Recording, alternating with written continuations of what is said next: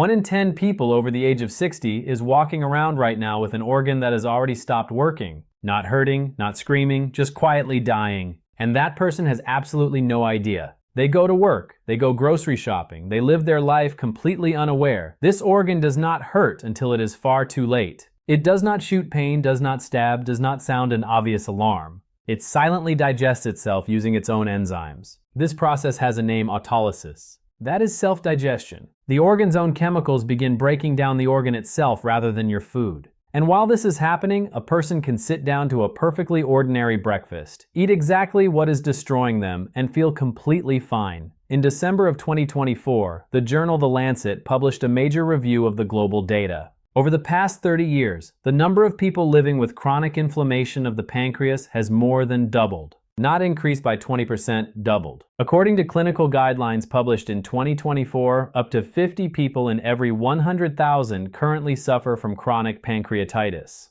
That is chronic ongoing inflammation of the pancreas. And the most alarming detail in that data is this: the average age of diagnosis has dropped from 50 years old to 39. This disease is getting younger. It no longer belongs to the elderly. It is coming for people in the middle of their lives, in the middle of their careers, with young kids at home. This channel exists to tell you what the system will not. Your next appointment probably will not cover any of this. There is no financial incentive in keeping you well. Subscribe and hit like right now. We are building toward 1,000 subscribers and everyone counts. Now the main story. Most people believe alcohol is the pancreas's #1 enemy. And yes, alcohol is responsible for 60 to 70% of acute pancreatitis cases. Acute pancreatitis is a sudden, severe, dangerous attack of inflammation. But I am not talking about heavy drinkers right now. I am talking about you, the person who lives a normal life, drinks rarely or not at all, tries to eat reasonably well, and still ends up with that persistent heaviness under the left rib, bloating, and a bottle of digestive enzymes that never seems to get better. Why does that happen? Because the real threats are hiding inside your daily habits, inside what you eat for breakfast, inside how often you sit down to eat, inside what you do in the 20 minutes after a meal, and even inside what you are thinking about before you fall asleep at night.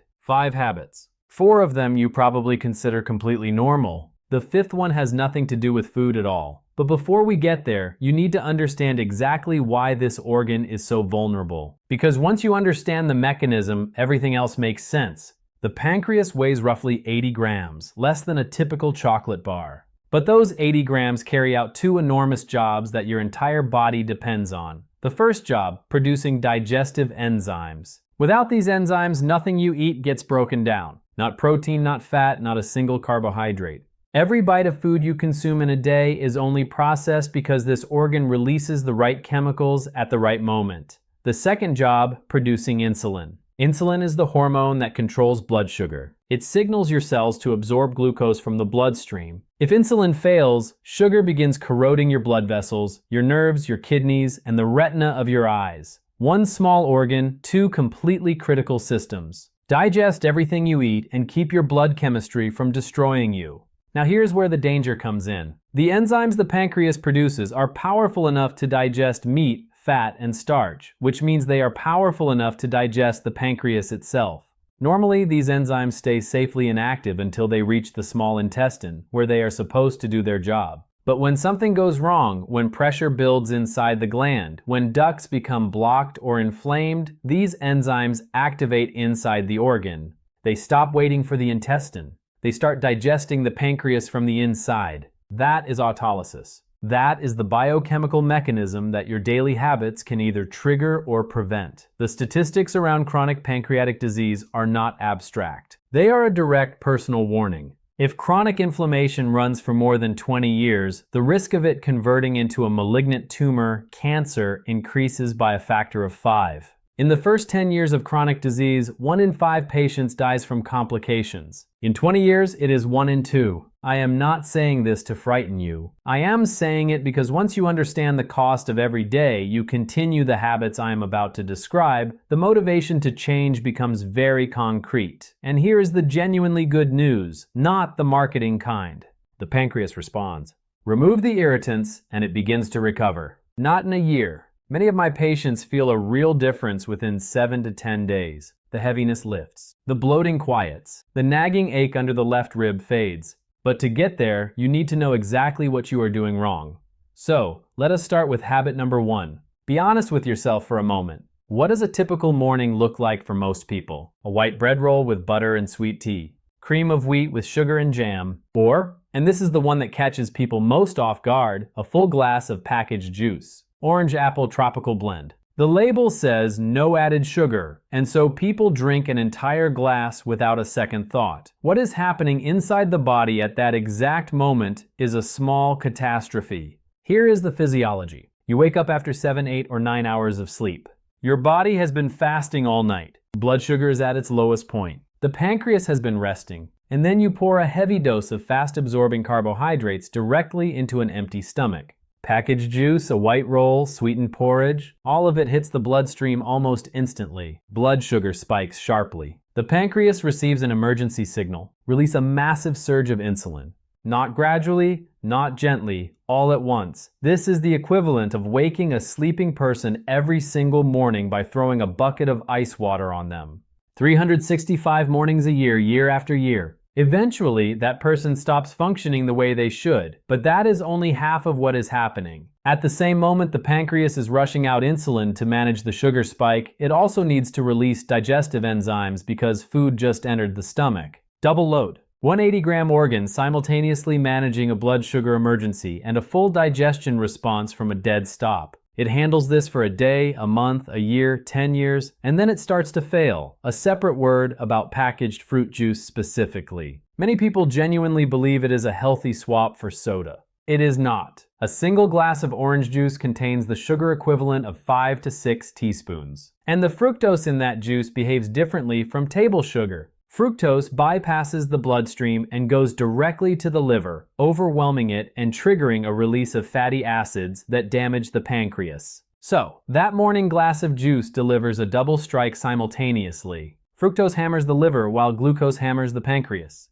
You think you are drinking vitamins? You are actually running 2 damaging processes at once, every single morning. What should you do instead? The morning needs to begin gently. The first thing your pancreas needs after a night of rest is not sugar. It is warm water. Plain, clean, warm water. 1 glass, sip slowly, 20 to 30 minutes before food. This allows the organ to wake up without stress, without a sudden demand, then breakfast. The golden rule is this. The first thing on your plate should be protein or fiber. Never fast carbohydrates. Not sweetened oatmeal, not a white roll, not juice. A soft-boiled or hard-boiled egg. Plain cottage cheese, unflavored, around 5% fat. A small piece of boiled chicken with cucumber. Rolled oats, not instant oats, but whole grain oats cooked in water without sugar. If you want a touch of sweetness, half a teaspoon of honey, no more than that. When protein or fiber comes first, blood sugar rises slowly and steadily. The pancreas works at a calm, sustainable pace. No emergency insulin surge, no double load on an empty organ. Memorize the sequence. Warm water, pause 20 minutes, protein or fiber, and only then, if you want it, a small portion of complex carbohydrates. In exactly that order, every morning. That heaviness after meals, the bloating, the dull ache under the left rib, this is not aging.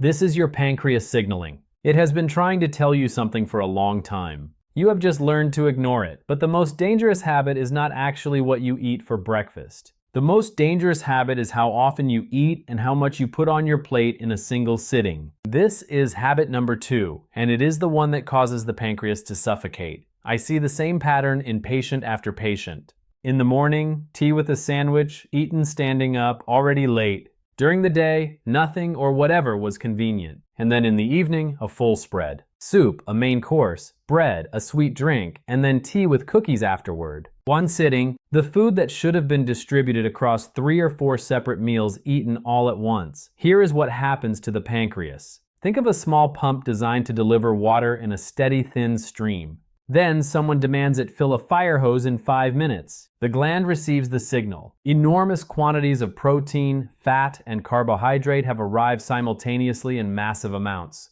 Release a massive enzyme response immediately. The ducts, the thin internal tubes through which enzyme fluid flows, fill beyond capacity. Pressure inside the organ builds. The enzymes cannot reach the intestine fast enough. They back up. They activate inside the gland itself. That is autolysis again, triggered not by alcohol or disease, but by your perfectly ordinary eating schedule. There is an additional risk that most people never hear about. When you eat infrequently and in large portions, bile, the digestive fluid stored in the gallbladder, stagnates between meals. It thickens, concentrates, and eventually forms crystals and then stones. The bile duct and the pancreatic duct share a single entry point into the small intestine. If a stone becomes lodged at that shared junction, both ducts are blocked simultaneously. The pancreas cannot drain. Pressure builds. Acute inflammation follows. The kind that ends in the emergency room. I have seen this happen. Emergency surgery, intensive care, critical illness, all because someone's default eating pattern was one large meal a day.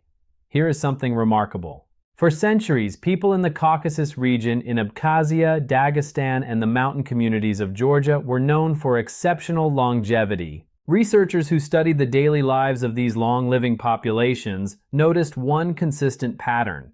They never ate until they were full. They ate 5 to 6 times a day in small amounts. In the morning, a little soft cheese with herbs and flatbread. 2 to 3 hours later, a small handful of nuts or a piece of fruit. At midday, a modest bowl of soup with fresh greens. Another light bite in the afternoon. In the evening, a simple dish, often something fermented. A cornerstone of that diet was a fermented dairy drink called matsoni. Why does this matter for the pancreas? Matsoni contains specific strains of lactic acid bacteria, Thermophilus streptococcus and Lactobacillus bulgaricus. These bacteria create an intestinal environment that reduces inflammatory pressure on the entire digestive system, including the pancreas. Additionally, the protein in matsoni is already partially broken down by bacterial fermentation before it enters the body. So, the pancreas does not have to work as hard to process it. If you cannot find matsoni, the straightforward alternative is regular kefir, the fermented milk drink available in any supermarket. Choose kefir with a fat content between 2.5 and 3.5% and make sure it is fresh, no more than 3 days old.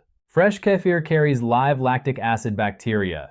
If you can find acidophilus milk, even better. It contains Lactobacillus acidophilus, a strain particularly beneficial for pancreatic health. If you want to go further, you can purchase a dry starter culture from a pharmacy or health food store and make your own fermented drink at home. 1 liter of milk, 1 packet of starter culture, 12 hours in a warm spot, and you have a living product essentially identical to what the Caucasian centenarians drank every day. The principle is simple. Eat more often but less at each sitting, 4 to 5 times a day. Portions no larger than 2 of your fists. That is a practical measure you can use immediately. Between main meals, a light snack, kefir, a small handful of walnuts, a small apple. This keeps the pancreas working in a sustainable rhythm without ever overwhelming it. You might think, eat right, eat often, and everything will be fine. Not quite, because there is a third habit that can cancel out everything else you are doing. And most people consider it a simple pleasure, a reward, something entirely harmless.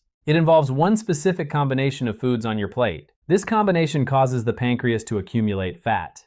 This is habit number 3. Think about the last celebration or holiday meal you had. A birthday, a holiday dinner, Sunday lunch with family. What was on the table? Rich potato salad with mayonnaise. Layered salads, again with mayonnaise and boiled vegetables. Fried chicken, pastries, and for dessert, a slice of rich cake. Layers of puff pastry soaked in fatty cream, dusted with powdered sugar. Fat and sugar combined in a single piece. And that slice, that entirely ordinary, festive, celebrated dessert is a slow-release weapon against your pancreas. Why is the combination of fat and sugar so dangerous? Because it forces the pancreas to work on 2 completely separate high-demand systems simultaneously and at full intensity. When you eat fat, the pancreas produces lipase. That is the enzyme responsible for breaking down dietary fats. Fat digestion is the heaviest digestive work the body does. When you eat sugar, the pancreas releases insulin to move glucose from the blood into cells. That is also a serious demand. When fat and sugar arrive together, the pancreas must perform both functions at exactly the same time. Imagine making a person run a marathon while simultaneously solving complex equations. Separately, they can handle both.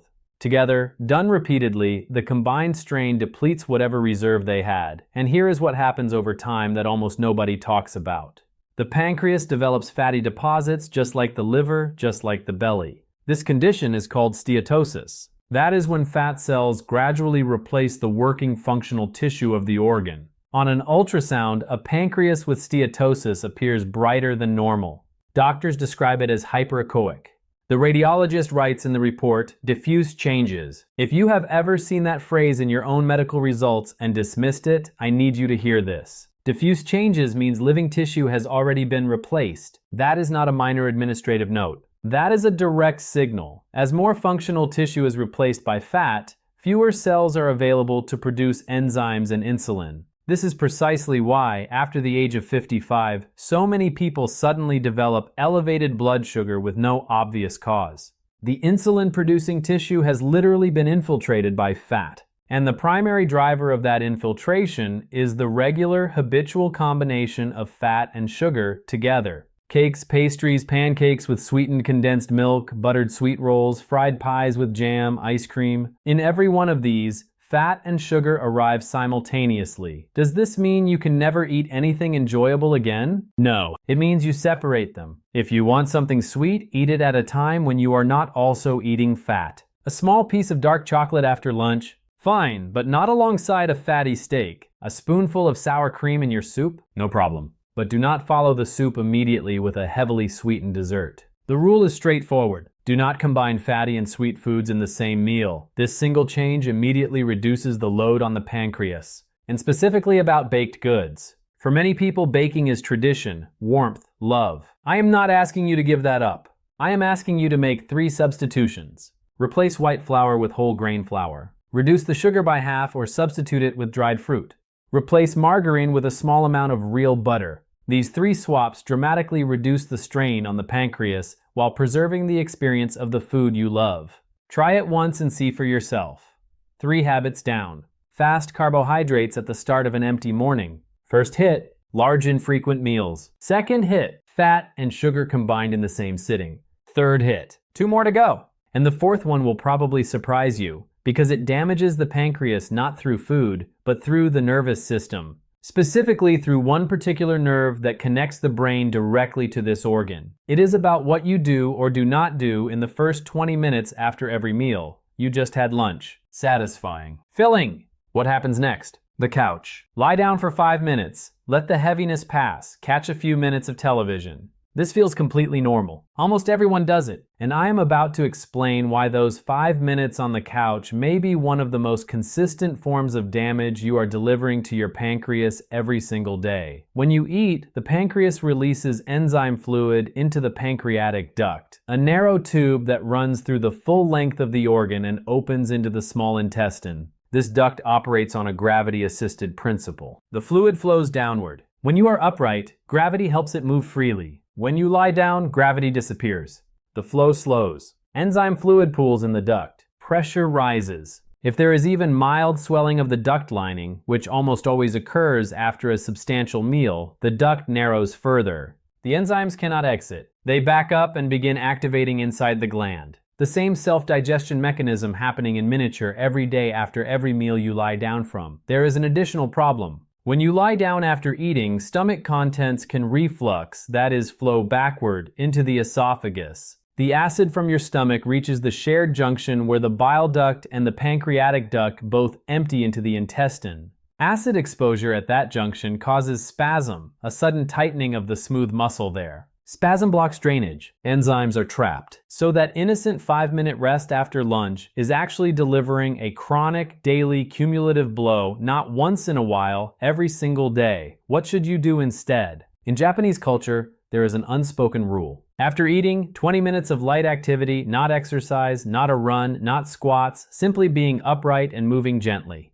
Walk around the apartment, wash the dishes, step onto the balcony and breathe fresh air. Japanese physicians have a phrase for it, the post-meal walk for the pancreas. And this is not cultural tradition alone, research supports it. Just 15 to 20 minutes of gentle walking after a meal improves the drainage of pancreatic secretions by 30 to 40%. Simultaneously, blood sugar peaks are reduced because working muscles absorb glucose from the bloodstream without requiring insulin. One simple action, 2 direct benefits. The rule to remember, after you eat, stay upright for at least 20 minutes. Ideally, walk slowly, without effort, without breaking a sweat, around the room, down the hallway, around the block. If your legs do not allow walking, sit upright with a straight back, just not horizontal in those first 20 minutes. One more related rule. Your last meal of the day should be at least 3 hours before sleep, not 1 hour, not 90 minutes, 3 hours. If you eat at 10 in the evening and lie down at 11, you get the full combination, horizontal position, slow drainage, enzyme pooling, acid reflux, everything at once. 4 habits covered. Now the 5th, the one I mentioned at the very beginning, the one that has nothing to do with what you eat. It is about what happens inside your mind and nervous system. Right now, some of you are thinking, what does anxiety have to do with the pancreas? That is a digestive organ. What does the brain have to do with it? The connection is direct, physical, and anatomical. It runs through a structure called the vagus nerve. The vagus nerve is the longest nerve in the human body. It originates in the brainstem, travels down through the neck alongside the esophagus, wraps around the heart and lungs, passes through the stomach, and reaches the pancreas. It controls the organ directly, commanding it to release enzymes or hold back, to increase blood flow or reduce it, to relax the ducts or constrict them. The vagus nerve is a literal physical cable connecting your emotional state to your pancreatic function. When you feel calm, safe, and relaxed, this nerve operates in what physiologists call the rest and digest mode. Ducts stay relaxed. Enzymes move freely into the intestine. Blood flow to the organ is healthy. Everything works. Now picture the opposite. You are worried about your children, your finances, your health, the news. You lie down at night, but your thoughts keep running. You wake up already carrying a weight in your chest, a knot in your throat, a background current of dread. That is chronic stress. In that state, the body shifts into fight or flight mode. The adrenal glands release cortisol and adrenaline, stress hormones. Blood is redirected away from internal organs toward the large muscles. Digestion is deprioritized. The body is in survival mode. The pancreatic ducts go into spasm. Blood flow to the gland drops. Enzyme fluid stagnates. And then, in this state of chronic background tension, you sit down and eat. The stomach receives food, but the pancreas is not ready. It is in spasm. Its blood supply is reduced. Its ducts are constricted. Enzymes are produced and released with difficulty. Food is incompletely broken down, hence the heaviness, the bloating, the pain. And if this happens day after day, month after month, the tissue of the gland suffers from chronic oxygen deprivation. Cells die. They are replaced by scar tissue. Fibrosis begins, the irreversible change I described at the very start. Researchers at Columbia University demonstrated that stress hormones, specifically the catecholamines, which include adrenaline and related compounds, trigger a chain reaction in pancreatic tissue. These hormones stimulate the growth of nerve endings in and around inflamed tissue. Those nerve endings then produce still more stress hormones. The cycle feeds itself. Stress damages the pancreas. A damaged pancreas sends pain signals. Pain amplifies stress. The loop closes, and there is a second piece of research that hit me even harder. Scientists discovered that the pancreas contains a specific protective hormone at a higher concentration than any other organ in the body. This hormone helps enzyme fluid leave the gland safely and enter the intestine without damaging the tissue along the way.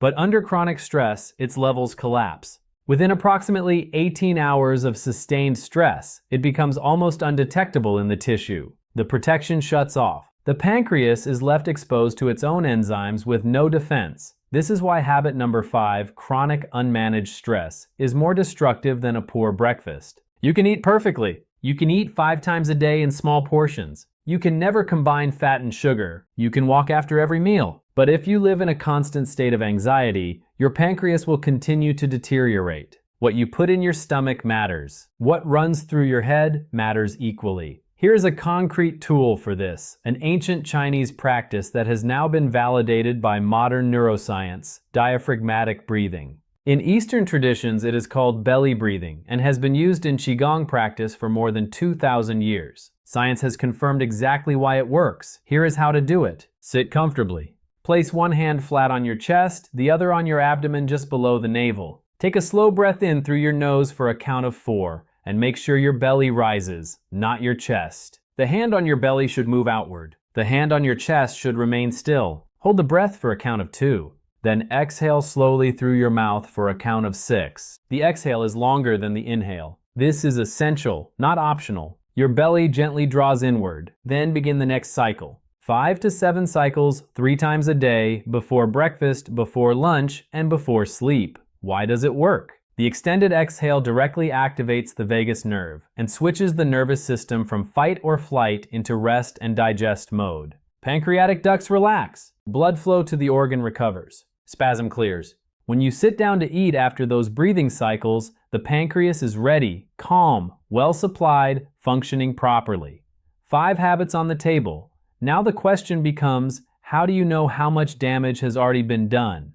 There are 3 signs the pancreas sends to the surface of the body that you can check for yourself right now. Look at your chest, your abdomen, your shoulders. Do you see tiny bright red dots, round, vivid, about the size of a pinhead or slightly larger? They do not itch, do not hurt, do not flake. They simply sit on the skin like small drops of red paint. Many people assume they are minor skin blemishes, old age spots, or broken capillaries. They may actually be what is known as the Tugeline symptom, small vascular aneurysms that form when pancreatic enzymes leak into the bloodstream and damage the walls of tiny capillaries. An aneurysm here means a tiny abnormal bulge in a small blood vessel. The more of these dots you see, the more active the underlying inflammatory process. If you have not 1 or 2, but a scattering 10, 20, 30 across the chest and belly, treat this as a clinical warning, not a cosmetic inconvenience.